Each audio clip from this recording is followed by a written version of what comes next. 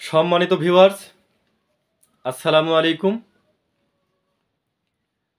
আমি আজকে খাদ্য বিভাগের একটি গুরুত্বপূর্ণ বিষয় ভি ইনভয়েস, এই ভি ইনভয়েস সম্পর্কে আলোচনা করব ইনশাআল্লাহ।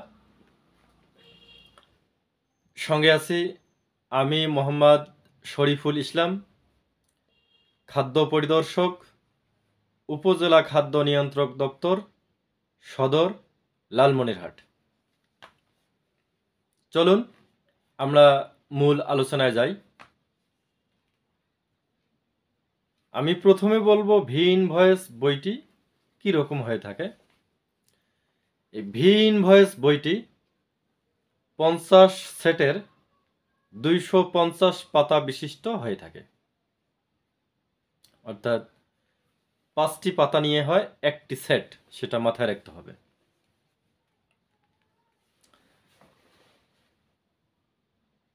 নতুন ভি ইনভয়েস বই ব্যবহার করতে হলে অবশ্যই অ্যাকাউন্টেবল রেজিস্টার, যাকে আমরা বলি হিসাবযোগ্য রেজিস্টার, এই হিসাবযোগ্য রেজিস্টারে কিন্তু উল্লেখ করতে হবে।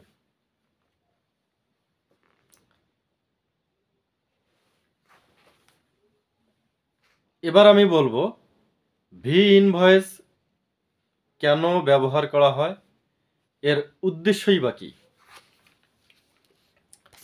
খাদ্য অধিদপ্তর যে সকল পণ্য সামগ্রী নিয়ে কাজ করে সেগুলো সড়কপথে বা রেলপথে অথবা নৌপথে আভ্যন্তরীণ চলাচলের জন্য ব্যবহৃত প্রধান দলিল হলো ভি ইনভয়েস। এই ভি ইনভয়েসই হলো একমাত্র দলিল যার মাধ্যমে পরিবহনকারী বা ঠিকাদারকে আভ্যন্তরীণ চলাচলের ক্ষমতা প্রদান করা হয় এবং এর ভিত্তিতে পরিবহন ব্যয় মেটানো হয়। রেলপথে পরিবহন ব্যয় রেলওয়ের নিজস্ব দলিল, রেলওয়ে রিসিপ্ট, যাকে আমরা সংক্ষেপে আর বলি, এর মাধ্যমে মেটানো হয়।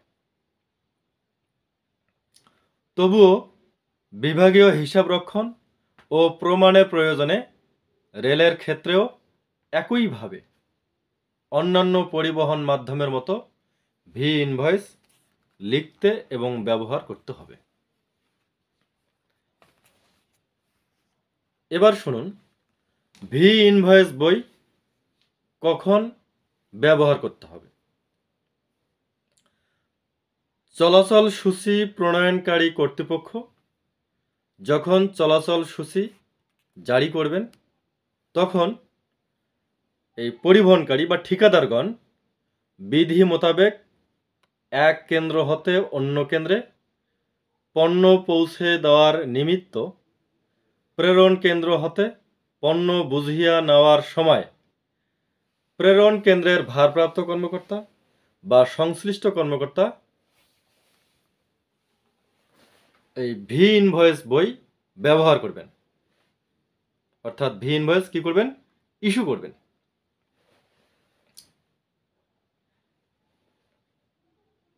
এবার ওই চলাচল সূচি প্রণয়ন কর্তৃপক্ষ সম্বন্ধে বলবো।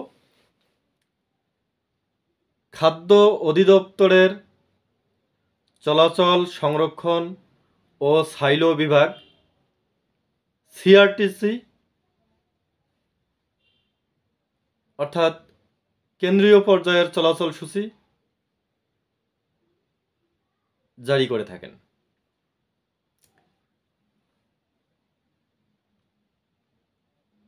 অনুরূপভাবে আরসি ফুড স্যার, ডিআরটিসি,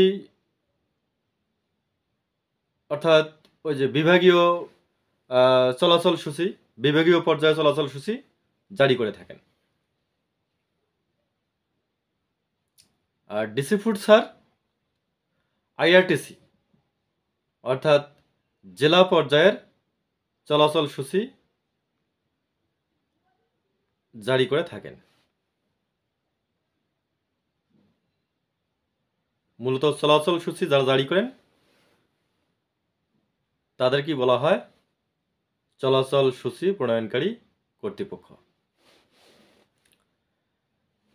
খাদ্য অধিদপ্তর হতে জারিকৃত চলাচল সূচি বরাদ্দ অনুযায়ী বন্দরদ্বয়ে চলাচল ও সংরক্ষণ নিয়ন্ত্রক মহোদয়গণ উপসূচি জারি করে থাকেন। সাধারণত খাদ্যশস্য চলাচল নীতিমালা 2008 অনুসরণে সংশ্লিষ্ট কর্তৃপক্ষ চলাচল সূচি জারি করে থাকেন।